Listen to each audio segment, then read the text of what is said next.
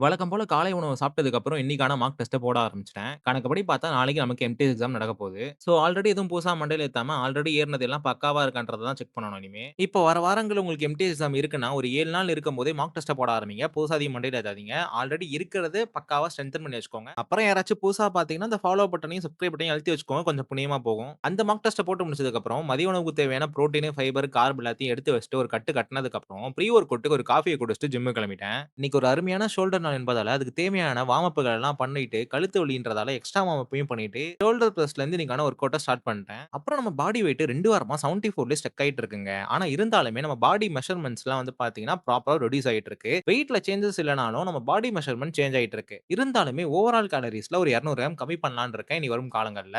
அப்புறம் கடைசியா ஃபேஸ் பூல போட்டுட்டு இன்னைக்கான ஒர்க் அவுட் செக்ஷன முடிச்சுக்கிட்டேன் கைஸ். மேல் சாய்வு நடைய நடக்கல. அதுக்கு பதிலா வெறும் புரோட்டீன் ஷேக்க மட்டுமே குடிச்சிட்டு வீட்டுக்கு வந்துட்டேன். வீட்டுக்கு வந்ததுக்கு அப்புறம் இரவு உணவுக்கு சிக்கன் ரைஸ் குடுத்திருந்தாங்க. அத கொஞ்சம் சாப்பிட்டுட்டு இன்னைக்கான இரவு உணவை முடிச்சுக்கிட்டேன். மீண்டும் நாளை ஒரு புதிய நாள்ல புதிய வீடியோல உங்கள சந்திக்கிறேன் கைஸ். பாய்.